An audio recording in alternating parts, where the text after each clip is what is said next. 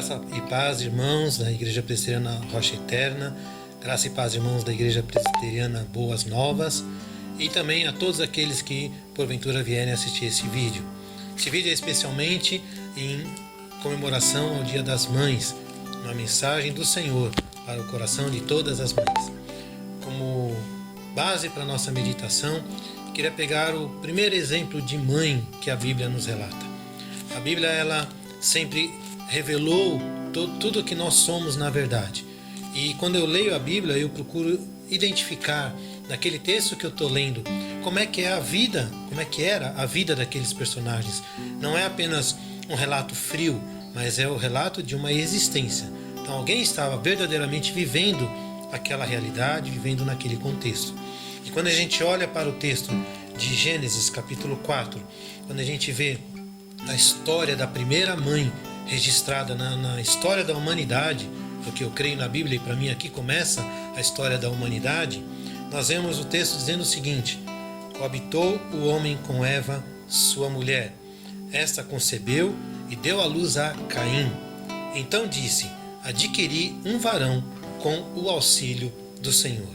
Quando a gente olha para o texto hebraico desta passagem, a gente vê que o que Eva está fazendo aqui é uma oração de reconhecimento e de gratidão a Deus por ter lhe dado um filho. A experiência de Eva como mãe, registrada aqui nesse texto, traz para as mães de hoje em dia o primeiro grande ensinamento.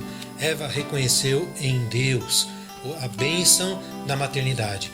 Ela agradece a Deus. Ela diz: adquiri um varão com o auxílio do Senhor. Ela sabia que ela tinha toda aquela possibilidade, a potencialidade de ser mãe, mas a concretização do ser mãe só aconteceu de fato com o auxílio do Senhor, com a bênção do Senhor. Então, as mães que realmente estão de acordo com o propósito de Deus, estão com o coração colocado em Deus, elas reconhecem que por mais que haja toda uma participação humana no contexto da geração de uma vida, de uma criança, ela consegue aquela criança com o auxílio do Senhor. E toda a vida daquela criança vai ser uma vida colocada nas mãos do Senhor. Em todo momento a mãe vai lembrar de que aquela experiência de ser mãe só foi concedida pela graça, pela misericórdia, pela bênção do Senhor sobre a vida dela. Como acontece com todas as mães, a história da maternidade não acaba no momento que nasce. Pelo contrário, ali começa um grande desafio, uma grande jornada. E a jornada da primeira mãe registrada na Bíblia vai ser uma jornada em seu início muito trágico. Ela vai ter um filho chamado Caim, ela vai criar esse filho, depois ela vai ter outro filho chamado Abel, e a gente vai ver pelos contextos que não há nenhuma dúvida de que ela teve filhos e filhas. É o que o texto da palavra de Deus nos diz. Então, em meio de todo esse contexto, ou antes de Caim, ou logo depois de Caim, entre Caim e Abel, ou depois de Abel, o fato é que Eva teve filhas também. Mas a história foca nos dois personagens, filhos de Eva, que vão causar muita dor na vida dessa mãe.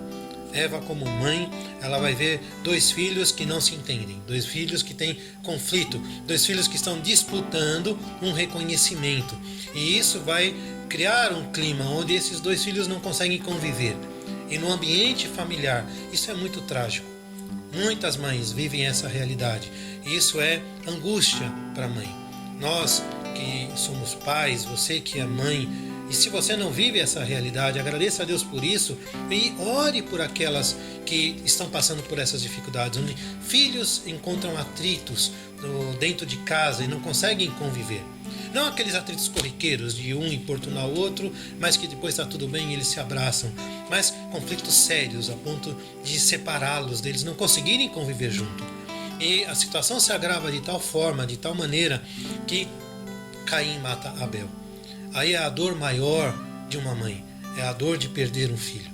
Eva sofre a dor de ver o seu filho morto pelo seu irmão, morto por um filho dela. Aquele filho que ela disse que ela agradeceu a Deus por ter adquirido e tinha recebido como bênção do Senhor, é justamente esse primeiro filho que vai tirar a vida de Abel, o seu irmão. Isso vai causar uma dor que vai durar e perdurar por muito tempo. E queremos aqui nos unir a todas aquelas mães que já sofreram a dor da perda de um filho. O Senhor tem em seus braços aqueles que morrem com Ele, é o que diz a palavra do Senhor.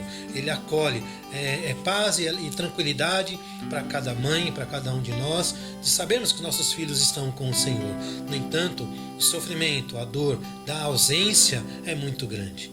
E a dor da ausência de Eva vai ser multiplicada, porque ela perdeu um filho, Abel, que foi morto, que ela nunca mais o teria, e ela vai perder um filho, Caim, que Caim vai ter de fugir, vai sair dali para um lugar distante com medo de que os seus próprios irmãos viessem vingar a morte de Abel. Quando Caim se preocupa de alguém matá-lo, é os seus irmãos, porque é aquela primeira família que estava ali presente. Então, nesse contexto, Eva perde os 2 filhos. Perde Abel, que foi morto, e perde Caim, que vai ter de sair da presença dela. E aí ela tem uma angústia dobrada. A angústia de saber que tem um filho longe, um filho que se afastou dela, um filho que não vai ter mais contato com ela, um filho que ela não vai receber notícias de saber como ele está, se está vivo, se está sofrendo ou não. E muitas mães sofrem isso. Sofrem com a distância, sofrem com filhos que por muito tempo não entram em contato, filhos que não mandam notícias. Uma vez eu me surpreendi conversando com um americano, e ele falou que numa família americana nenhum pai se incomoda se o filho fica 1 ou 2 anos sem mandar notícia. Isso é normal. Ele é adulto agora, ele está vivendo a vida dele. Para nós, latinos, brasileiros, o contato é muito mais íntimo, muito mais rápido. Então a gente sofre muito mais em saber que o filho está longe e não manda notícias. Como toda mãe, especialmente as mães que amam e têm o coração nas mãos de Deus, a esperança de Eva é renovada. No verso 25 e 26 a gente vê que Eva tem um novo filho e ela novamente faz uma oração, agradecendo ao Senhor que Deus concedeu a ela um descendente em lugar de Abel, que Caim matou. Mesmo ela lembrando, ainda sentindo a dor, o sofrimento da perda de Caim e Abel, ela encontra em Sete a alegria e o motivo da renovação da sua esperança. E ela faz mais uma oração ao Senhor, da mesma forma como tinha feito uma oração quando teve Caim, agora ela faz uma oração agradecendo ao Senhor a vida de Sete. E ao observar as mães que têm esperança, as mães que amam ao Senhor e as mães que estão sempre orando ao Senhor na medida das situações em que ela vai vivendo. Isso traz a memória para mim o exemplo da minha sogra, Arlete. Era uma mulher de oração, uma mulher que toda vez que precisasse de alguma coisa, que fosse conversar com ela, ela sempre ia dizer, deixa eu orar primeiro, me dá um momento para eu interceder. Ela evitava as respostas precipitadas, buscava na palavra a orientação, buscava sempre orar para ter no coração dela a certeza de que a resposta que ela estaria transmitindo aos seus filhos seria uma resposta que veio do Senhor. Mulher de oração. E eu sou testemunha de que o exemplo da minha sogra passou para minha esposa. Eu vi a minha esposa, a Carla, com os nossos filhos, ela ensinando os nossos filhos de acordo com a palavra, ela orientando os nossos filhos de que aquilo que eles faziam era errado, porque a palavra dizia e mostrava na palavra o que eles estavam fazendo de certo ou de errado.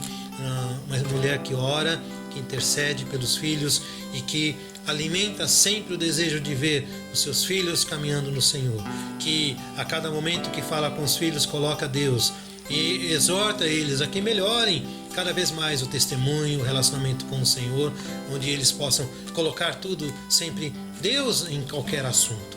É uma mulher de oração, aprendeu isso com a sua mãe, que aprendeu isso com Eva. Eva era uma mulher de oração.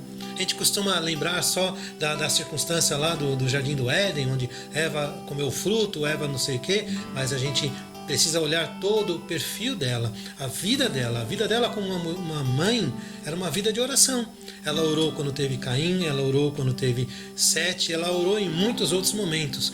E isso evidencia muito forte também, quando a gente percebe que o filho de Sete, Enos, que a partir dele começou-se a invocar seriamente, como forma de culto, se invocar o nome do Senhor.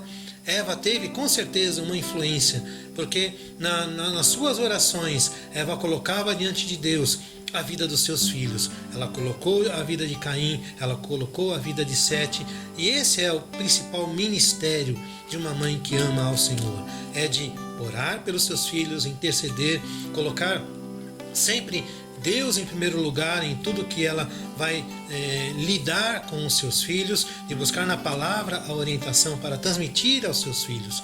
E a alegria do coração de uma mãe é ver que os seus filhos estão caminhando nos caminhos do Senhor. Como diz lá em João, o apóstolo ele fala que ele não tem maior alegria do que ouvir dos outros que os seus filhos estão caminhando no Senhor. Essa é a maior alegria de uma mãe, que neste Dia das Mães, todas as mães da nossa Igreja Rocha Eterna, todas as mães das Boas Novas, da Igreja Boas Novas, todas as mães que porventura vierem a assistir esse vídeo, que elas também possam estar tendo essa alegria de ver que os seus filhos estão caminhando nos caminhos do Senhor. Essa é a maior esperança que uma mãe pode ter, esse é o maior esforço que uma mãe pode ter, e essa também é a maior realização de uma mãe, ver os seus filhos caminhando nos caminhos do Senhor. Que esse exemplo, que esse modelo de Eva como mãe possa te inspirar e possa te ajudar a ter mais e mais esperanças no Senhor, de que o Senhor estará cuidando, de que o Senhor estará realizando, e de que o dia da manhã dos seus filhos está garantido nas mãos do Senhor e poderá ser melhor do que o dia de hoje, para a honra e glória do nosso Senhor. Que Deus abençoe a todos com essa palavra.